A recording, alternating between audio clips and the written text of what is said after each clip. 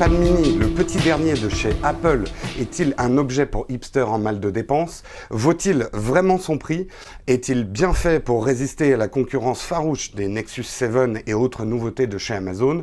Vous aurez des débuts de réponse en regardant ce test.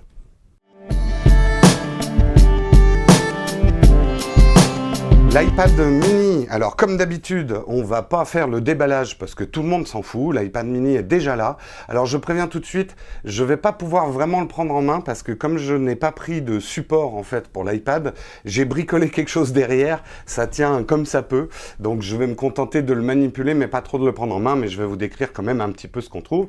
Alors la première chose qui frappe effectivement quand on prend l'iPad mini, c'est déjà qu'Apple avait dit qu'il ne sortirait jamais de petits iPads, et ben ils se contredisent. Est-ce que c'est une bonne chose ou une mauvaise chose? On y répondra peut-être dans la conclusion. Mais en tout cas, il est beaucoup plus petit que ses petits frères, que ses grands frères, pardon. Je donne par exemple, voilà, les grands iPads. Vous voyez quand même la différence de dimension. Elle est assez flagrante. Alors, comme vous pouvez le voir, j'ai l'iPad le plus fin de la Terre. Hein. Il est extrêmement fin. C'est un prototype. Hélas, il ne fonctionne pas. Trêve de plaisanterie, on s'en fout.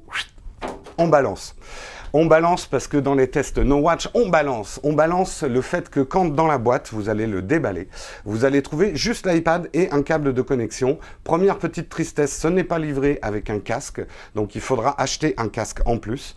Bon, la plupart des gens ont déjà un casque. Est-ce que l'iPad mini est vraiment fait pour écouter de la musique? J'ai tendance à dire, comme c'est un device très très personnel qu'on a en main, même pour regarder des vidéos, ça aurait été pas mal de mettre un casque dedans, mais bon, ça fait juste un coup en plus.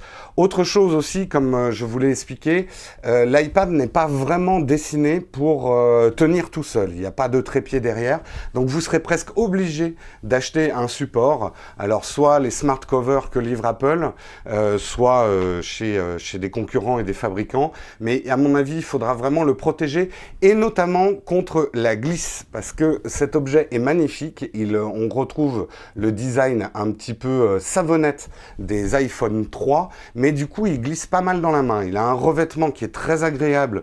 J'ai l'impression que c'est la même anodisation que l'iPhone 5, qui a l'air quand même mieux réussi parce que même sur les bords chanfreins qu'ils ont mis sur le devant, il n'y a pas d'écaillage. D'après ce que m'ont dit les gens de l'Apple Store en changeant mon iPhone 5, le procédé d'anodisation est mieux maîtrisé maintenant par les usines de Foxconn en Chine.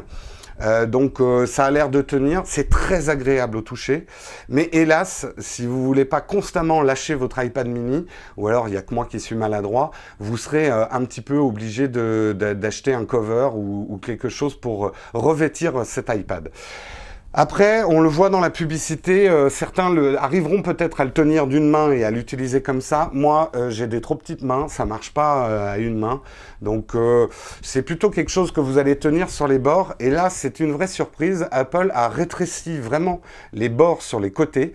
Donc, quand on le tient à la verticale, les pouces touchent l'écran. Et Apple a fait quelque chose de plutôt réussi. Il reconnaît que c'est vos pouces et il ne déclenche pas de clic. Je vais essayer de vous faire la démo. Si je mets mon pouce là, vous voyez, ça ne clique pas sur l'icône d'à côté, ou là, ça ne clique pas sur photo. Alors, du coup, parfois, ça engendre, si vous cliquez trop près du bord et que vous êtes dans cette config-là, ça va pas vraiment déclencher l'action. C'est un petit coup à prendre, mais globalement, c'est très agréable parce que ça vous permet de tenir votre iPad comme un livre sans déclencher des fausses actions. Ce qui surprend aussi cet iPad, c'est effectivement sa légèreté. Alors, je dirais que le wow effect est quand même moins grand que celui de l'iPhone 5, qui est vraiment hyper léger pour un smartphone. Là, moi qui ai tenu une Nexus 7 dans les mains, il n'y a que 50 grammes à peu près de différence, je crois. Donc c'est pas flagrant, mais c'est vrai que ça reste un objet assez léger et assez fin, très agréable à tenir en main et surtout d'une main. Ce que vous ne pourrez pas faire avec un iPad classique, parce qu'au bout d'un moment, on se prend une crampe, c'est quand même assez lourd, hein, un iPad classique, l'iPad 4 ou l'iPad 3. Donc voilà, c'est un objet très beau, très bien fini. Jonathan Ive a encore fait un bon boulot de design. Encore une fois, comme les comme dans tous les derniers objets Apple, il faut l'avoir en main pour comprendre sa vraie valeur ajoutée par rapport à la concurrence. J'ai eu un Nexus 7, attention, le Nexus 7 est un très bon device aussi, très agréable, avec un plastique très agréable à tenir, bien fini. C'est pas un truc cheap, même s'il est 130 € moins cher. Après, il est un peu plus massif, un peu plus gros. Là, on a vraiment un objet très très travaillé. Est-ce que ça justifie 130 € de différence entre les deux objets? J'y répondrai dans la conclusion. C'est trop tôt pour pouvoir le dire. Donc, en parlant justement du prix, vous trouverez l'iPad mini dans son entrée de gamme à 16 Go en Wi-Fi uniquement à 339 €. Mais attention, la note peut monter très vite parce que si vous le prenez avec la 3G et que vous gonflez la mémoire, 64 Go avec la 3G en plus du Wi-Fi, ça vous mènera jusqu'à 674 €. Donc là, ça commence à faire un petit peu cher, même très très cher. Donc voilà, on a fait un petit peu le tour du premier contact de l'appareil. Une dernière chose quand même, il est effectivement livré avec le connecteur Lightning. Je ne vais pas revenir sur le débat du Lightning. Si vous voulez en savoir un peu plus, regardez le test que j'ai fait de l'iPhone 5. Maintenant, c'est vrai que ce qui me fait sourire, c'est que Apple appelle tous ses connecteurs Lightning Thunderbolt pour une société qui n'utilise même pas le flash. Je ne veux pas faire de la psy de cuisine, mais ça ressemble un peu à une névrose obsessionnelle. Trêve de plaisanterie, on va passer au hardware, voir un petit peu ce que l'iPad a dans le ventre et si ça vaut le coup.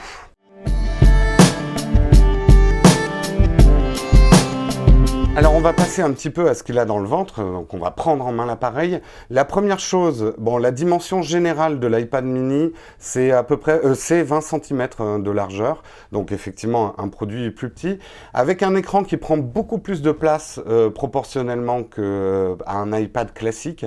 L'écran fait 7,9 pouces en diagonale, avec une résolution de 1024 par 768. Donc ce n'est pas du Retina. J'y reviendrai plus tard, mais ce n'est pas du Retina. Je vais montrer avec une photo un petit peu la résolution en zoomant dessus. Voilà, donc vous voyez, ça donne un petit peu ça. Bon, une image n'est pas la meilleure façon de voir une résolution, mais voilà un petit peu le genre de résolution que vous pourrez obtenir. À l'intérieur de la bête, il y a un processeur A5 qui est le même que celui de l'iPad 2. Donc qui est quand même assez puissant, qui permet de faire tourner pas mal de choses. Et alors la première surprise, et j'aimerais qu'un ingénieur d'Apple, s'il écoute ce test, me réponde, sur l'iPad mini, on bénéficie de Siri. Vous voyez, je peux le lancer. Donc la Siri va rien comprendre à ce que je vais dire, mais on fera un test tout à l'heure. On peut lancer Siri, alors que sur l'iPad 2, ce n'est pas possible. Là, j'aimerais quand même qu'on m'explique pourquoi on ne peut pas le faire sur un iPad 2 et sur un iPad mini. Est-ce qu'il y a une vraie explication technique à ça, ou c'est juste de la rétention de technologie de la part d'Apple et du marketing? Pour voir un petit peu la puissance, je vais faire un petit peu la même démo que l'iPhone 5. On va tester plan. Alors, on va pas revenir sur la polémique de Apple Maps qui ne vous emmène jamais où vous voulez. Je plaisante, ça s'améliore un tout petit peu, Apple Maps, petit à petit. On sent qu'Apple travaille dessus. On va profiter de Siri. On va aller visiter la belle ville de Lyon, qui est une des villes françaises qui est en 3D sur Maps. Donc, trouvez Lyon, France.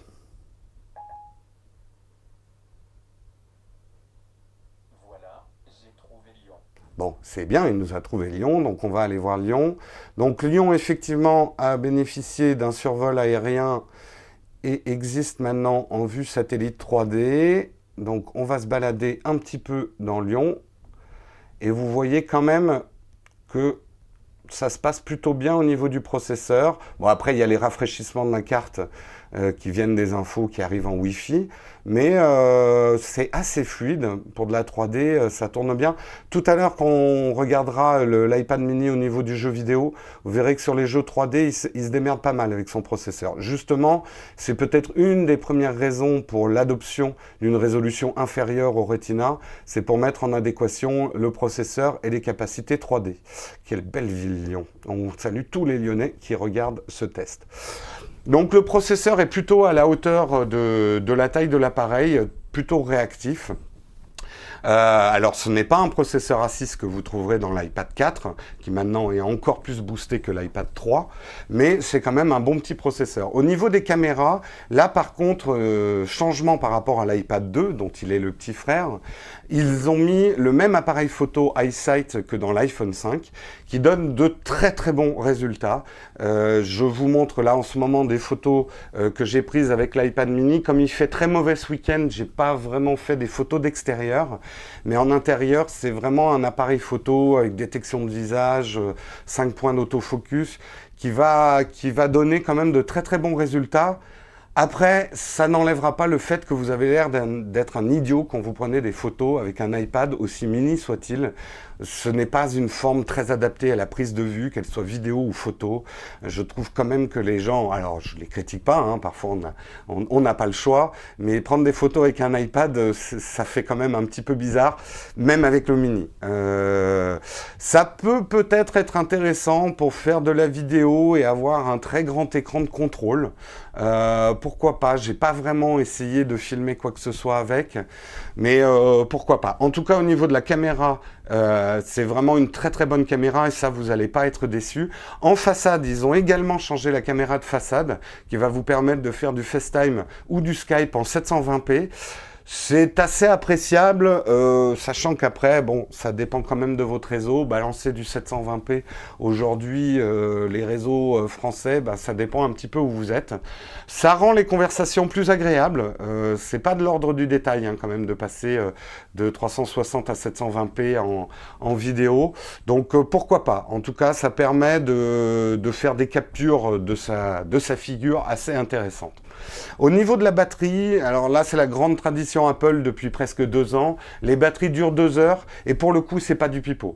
J'ai utilisé l'iPad mini quasiment toute la nuit de vendredi à samedi à rattraper mes séries en retard. J'ai regardé non-stop et à 3 heures du matin il me restait encore 40% de batterie.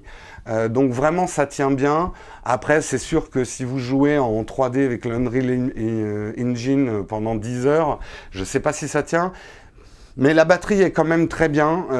Comme c'est un device qui est quand même fait aussi pour les grands voyageurs, les gens qui veulent un objet assez petit, pas trop encombrant, leur permettant de lire des vidéos dans un avion et tout ça, c'est appréciable d'avoir vraiment 10 heures de batterie. Là-dessus, ils ne mentent pas au niveau du hardware et ils s'en sortent plutôt bien. Voilà, au niveau du hardware, en gros, on a fait un petit peu le tour. Maintenant, on va parler justement des usages de l'appareil. Est-ce que c'est un iPad qui permet de faire tout ce que fait un grand ou est-ce qu'il est plus adapté à certains usages que d'autres? On va y répondre dans la partie usage. Alors on va parler maintenant un petit peu des usages de l'appareil. Est-ce que l'iPad mini fait tout comme ses grands frères? On va commencer par, est-ce que l'iPad mini peut vraiment vous servir dans vos travaux de tous les jours? Est-ce que c'est un bon outil de production? Je vais vous montrer ce qui se passe un petit peu, par exemple, quand vous travaillez sur un document Keynote. Le gros problème, c'est que le clavier va occuper une énorme surface de l'écran et donc ça va vraiment pas faciliter le travail. Comme en plus la résolution est quand même pas celle d'un iPad 3, pas une Retina, vous afficherez pas beaucoup d'infos et le clavier prend une place énorme. La saisie à 2 mains est possible, mais ça fait quand même un tout petit clavier. Alors vous pouvez évidemment splitter votre clavier. Bien sûr, je n'y arrive pas. Effet Bonaldi. Ah! Voilà. Le clavier splitté pour pouvoir taper avec vos pouces en prenant l'iPad mini en main. Ça peut vous permettre de répondre rapidement à des mails et de corriger des choses. Mais je me suis surpris quand même à me fatiguer à écrire des longs mails dessus.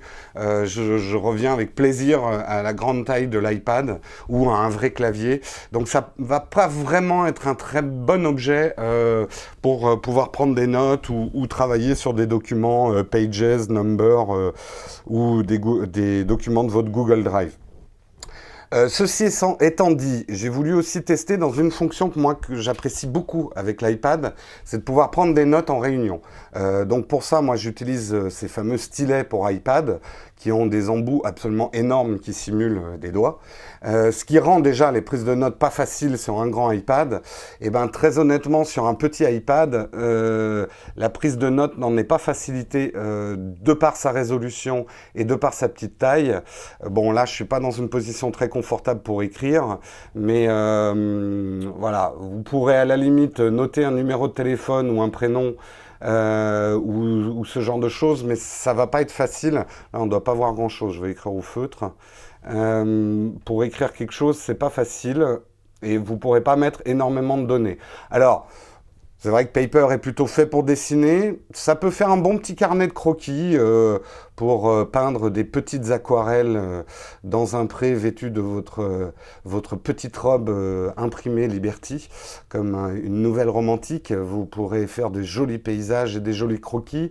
Après, c'est vrai que même pour les croquis, je trouve que le Retina, et là je prends par exemple l'appli Paper, le Retina amène des effets beaucoup plus subtils dans l'utilisation de Paper qu'on ne retrouve pas avec l'iPad mini.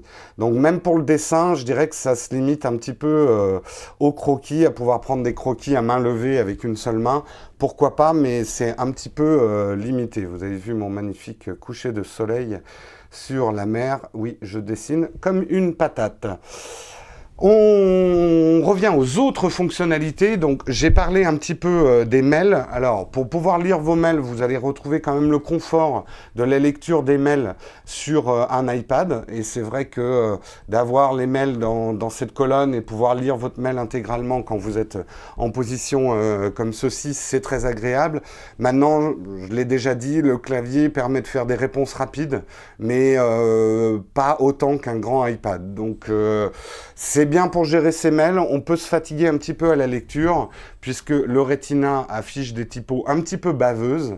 Alors, je suis un petit peu snob. C'est vrai que moi, j'ai l'habitude du Retina de mon iPad 3. Donc, de revenir sur une résolution non Retina fait que je vois les typos avec leur résolution baveuse. Quelqu'un qui n'a pas de Retina trouvera ça déjà pas mal. Je reviendrai dans la conclusion sur ce problème de dessin des typos. Au niveau des réseaux sociaux, là, c'est très agréable comme objet, parce que c'est vrai que vous pouvez l'avoir à côté de vous quand vous regardez la télé, sur votre canapé, de répondre à des tweets, faire des tweets live sur la dernière daube que TF1 a balancée en Real TV, ça sera très confortable. C'est vrai que c'est un objet qui prend tout son sens en deuxième écran, quand vous êtes devant la télé. Pour gérer ces réseaux sociaux, c'est vraiment sympa. Moi, je sais que j'utilise beaucoup Yelp aussi pour tester des restos. La version de Yelp pour iPad permet de valider ses commentaires. Bon, je ne vais pas faire un test de Yelp, mais si vous l'utilisez, vous comprenez ce que je suis en train de dire.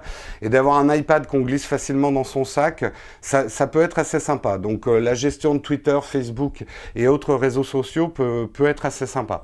Pour la lecture, alors vous voyez à l'écran, j'affiche justement ce problème de Retina dont je parlais. Vous voyez la différence quand même de dessin des typos dans un livre entre un iPad Retina, donc mon iPad 3, et l'iPad mini. Il y a une vraie différence de dessin de la typo. Et je sais que moi, ça me fatigue du coup de lire un livre. Et c'est d'autant plus dommage que l'iPad mini a vraiment une forme idéale pour lire des livres, mais n'a pas la résolution idéale pour lire des livres. Et j'ai bien peur, Amazon sort des Kindle, je parle pas du Fire, mais les white papers qui vont sortir, qui vont être vraiment ce qui se fait de mieux pour les livres. J'ai peur que l'iPad mini ne tienne pas forcément la compétition. Même moi, j'ai lu des livres sur le Nexus 7. Alors, la résolution n'est pas immensément plus grande sur le Nexus 7, mais j'ai trouvé que la lecture des livres était plus agréable sur le Nexus 7 que sur l'iPad mini. C'est peut-être moi avec mes vieux yeux. Après, dites-moi ce que vous en pensez dans les commentaires de l'émission. Mais je trouve vraie déception au niveau de la lecture, que ça soit la lecture d'ailleurs de livres ou la lecture de pages internet. Moi, je lis énormément de Flipboard. Tous les matins, je fais 3/4 d'heure de Flipboard. Donc, je lis les dernières nouvelles du net et des réseaux sociaux qui m'intéressent. Et ben, je préfère le lire sur mon iPad 3 que sur l'iPad mini. Et c'est dommage parce que la taille de l'iPad mini était tout à fait satisfaisante pour pouvoir le le lire pendant mon petit déjeuner sans sortir le gros iPad. Mais vous voyez, voilà, les pages sont quand on lit des longs articles, c'est un petit peu fatigant de lire une résolution qui n'est pas forcément adaptée. Au niveau des photos et de la vidéo, alors là, je dirais que pour moi, certains vont pas être d'accord avec moi, mais je trouve que la résolution n'est pas si importante que ça pour les photos. C'est plus la restitution des couleurs qui m'importe. Alors, c'est des photos un petit peu trichées là, parce que c'est des photos que j'ai prises avec mon réflexe Ozo. Donc les couleurs sont très chouettes. Et justement, l'iPad mini les retranscrit vraiment très bien. C'est très flatteur pour les photos. Peut-être même un tout petit peu trop flatteur. On a presque des couleurs, alors ceux qui s'y connaissent en photo, on retrouve un peu les effets des pellicules Fiji qui avaient tendance à donner des couleurs un petit peu artificielles. Donc c'est très flatteur, c'est pas forcément très réaliste. Donc un photographe amateur ou professionnel ne va pas vraiment se servir d'un iPad de toute façon comme un outil de contrôle des couleurs. Par contre, pour montrer ces photos de famille, vous voyez, ma famille, elle est très sympathique, hein, entre le crocodile et le serpent. C'est plutôt un objet assez sympa pour qu'on peut se passer de main en main pour montrer les photos. Vous pourrez bien zoomer dessus, retoucher un petit peu vos photos, faire de l'Instagram et ce genre de choses. C'est plutôt sympa pour montrer des photos. Vous voyez, les couleurs sont quand même assez bien. Je ne sais pas si on le voit bien à la caméra, mais les couleurs d'un ciel, on retrouve pas mal de petites nuances et c'est vraiment agréable pour tout ce qui est photo, quoi. Vraiment sympa. Donc plutôt bien pour les photos. En plus, l'appareil photo est pas mal. Encore une fois, il faut avoir suffisamment de self-esteem pour oser prendre des photos avec un iPad, ce qui vous rend toujours un petit peu ridicule, mais sinon l'appareil photo est quand même très très bien. Je vais peut-être vous montrer quand même une photo que j'ai prise avec l'iPhone 5, qui est donc le même appareil photo que l'iPad mini, pour que vous vous rendiez compte de la restitution des couleurs. Donc, bien sûr, elle ne veut pas s'ouvrir. Deuxième effet Bonaldi du test, voilà. Ça, c'est une photo que j'ai prise non retouchée avec l'iPhone 5. On voit quand même que ça prend de jolies couleurs, en tout cas. Même si c'est un tout petit peu surex, mais là, je pignole. C'est quand même pas mal pour les photos. Pour les vidéos aussi, je trouve que cette tablette prend tout son sens. C'est vrai que autant regarder ces séries avec Air Vidéo que de regarder, par exemple, vos podcasts favoris de nowatch.net, donc des vidéos du web sur cette tablette. On va rendre une petite visite à nos amis de La Guicheroom. Je vais vous montrer ce que donne une vidéo YouTube en 360. Je vais même pas la mettre en 720p, parce que sinon je serai obligé de passer par l'app de toute façon. Là, elle va être en 360. On va peut-être passer un peu l'intro, mais vous allez voir que les vidéos sont plutôt bien retranscrites et c'est très agréable d'avoir un objet en main comme ça quand on est dans son lit pour regarder des vidéos tranquilles, ces vidéos du web et tout ça.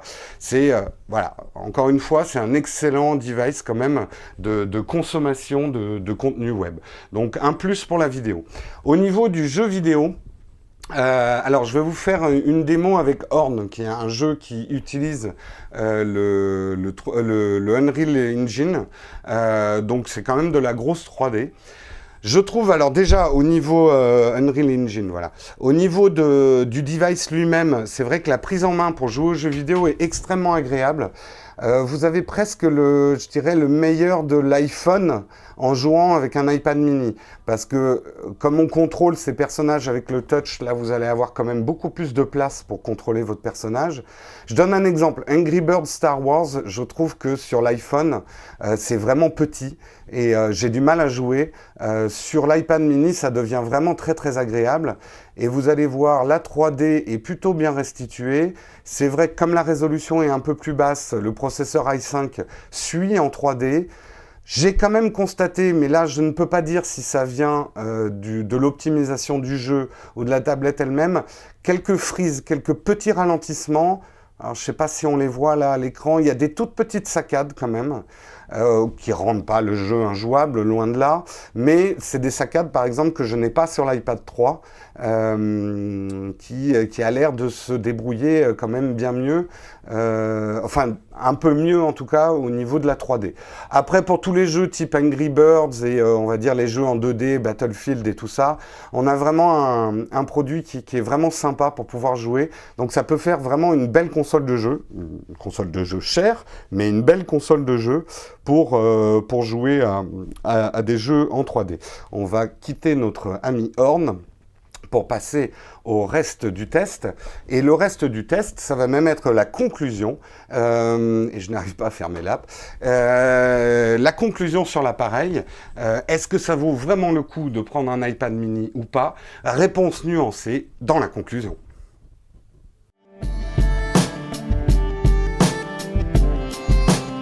Et c'est le moment de la conclusion du test. Donc je vais vous donner un petit peu mon avis sur l'iPad mini. Est-ce qu'il vaut vraiment le coup, surtout à ce prix-là? Alors j'étais très sceptique sur la forme des petites tablettes. Est-ce que les petites tablettes servent à quelque chose? Est-ce que c'est pas juste des grands smartphones ou des petites tablettes? J'avoue que j'étais assez convaincu. Pour avoir eu le Nexus 7 en main et avoir pu tester pendant quelques jours l'iPad mini, la forme est vraiment agréable et révèle des nouveaux usages à la tablette. Ça devient un deuxième écran très très agréable quand on a une tablette. Après, il faut pouvoir le financer. C'est vrai que c'est un luxe qui coûte très très cher et dans le cas de l'iPad mini, très très très très cher.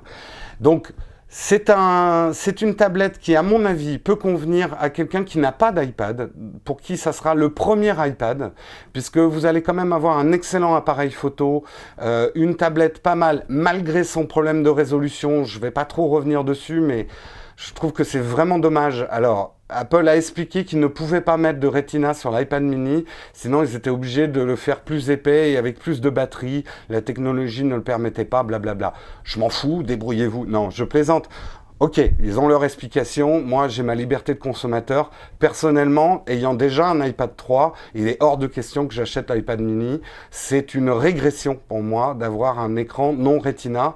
Et je le dis pas à la légère, c'est pas un snobisme, mais je trouve quand même que les typos sont dentelés. Et pour moi, c'est un facteur. Autant sur la vidéo et les photos, ça me dérange pas énormément, mais au niveau de la lecture d'articles web, surtout quand les typos sont petites, ça me fatigue. Alors ok, j'ai des yeux de vieux, mais voilà. Voilà, ça reste à mon avis aussi un très bon objet pour les personnes qui voyagent beaucoup. Il est très léger si vous avez déjà un ultrabook dans le portable ou un ordinateur portable. Il est très léger, il a beaucoup de batterie, il vous permettra de regarder des vidéos dans l'avion. Ça se trimballe comme un livre, ça pèse le poids d'un gros livre, on va dire. Donc ça peut être très très agréable pour les grands voyageurs, moins encombrant quand même nettement qu'une tablette iPad 4 ou iPad 3. Après, pour ceux qui ont déjà une tablette iPad 3 ou 4 ou même 2, je dirais non, vous pouvez passer votre chemin ou regarder chez la concurrence. Parce que c'est vrai que à plus de 130 € moins cher, c'est-à-dire que la Nexus 7 est à 200 € globalement pour une 16 Go Wi-Fi. Si c'est pour regarder de la vidéo et consulter quelques pages du web et ce genre de choses, franchement, la Nexus 7 vous satisfera entièrement. Jelly Bean sur la Nexus 7 est un OS extrêmement stable, extrêmement solide. Il m'arrive de dire dans l'émission Upload que je trouve qu'Android est encore un peu bricolé. Je trouve que c'est de moins en moins le cas. C'est vrai pour l'instant qu'il y a quelques applis, dans mes applis favorites, genre France 24, Arte, etc. Elles ne marchent pas sur la Nexus 7. Elles marchent sur Android, mais pas forcément sur la Nexus 7. Mais je pense que le problème va être vite résolu vu le succès de la Nexus 7. Donc je pense que ça peut valoir le coup de regarder ailleurs. Je ne me prononcerai pas sur Amazon parce que je n'ai jamais eu de Kindle en main. Que ça soit les lectrices Kindle ou la Kindle Fire ou leurs autres produits, je les ai pas testés, donc je n'oserais pas me prononcer là-dessus. Si vous-même avez des produits de chez Amazon, je vous invite à donner vos réflexions dans les commentaires du test. Voilà, donc pour résumer en quelques mots, l'iPad mini c'est un iPad 2 au niveau du moteur, c'est un iPad mini au niveau de sa taille, et c'est un iPhone 5 au niveau des appareils photo et caméra de façade. Donc ça aurait pu être le meilleur de plusieurs mondes.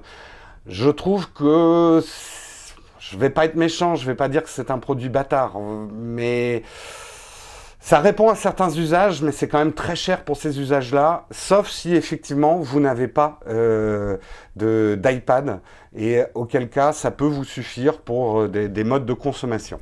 Je termine ce test, j'espère que ça a été intéressant et que ça vous aidera à choisir vos cadeaux de Noël ou comment dépenser l'argent de mémé. Je vous invite également à écouter ou à regarder notre émission Upload que j'ai le plaisir et l'honneur de présenter avec 3 collègues, Corben, Patrick et Cédric.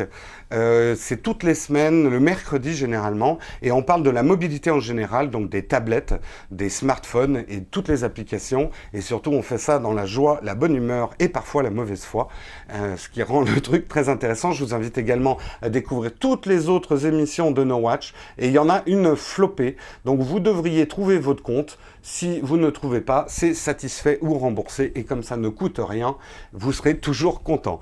Sur ce, je vous dis à bientôt. Je ne sais pas bien quand je ferai un nouveau test parce que j'ai pas vraiment le budget pour acheter plein d'objets. On me prête des objets, ou certains comme l'iPhone 5, je l'ai testé, je l'ai acheté moi-même. Donc je suis un peu tributaire de ce que les constructeurs veulent bien me prêter ou des amis veulent bien me prêter. Mais en tout cas, restez bien à l'écoute de No Watch Mag. C'est le format dans lequel nous sortirons tous nos tests et tous nos reportages. Et nos premiers reportages seront très probablement à l'O-Web 2012, les grandes conférences de l'O-Web 2012. Et si vous êtes intéressé par la technologie, ça devrait vous intéresser. Je vous dis à très bientôt et merci encore. N'hésitez pas à mettre des likes et des commentaires dans l'émission sur nowatch.net ou sur notre chaîne YouTube, auquel je vous rappelle qu'il faut vous abonner. À très bientôt.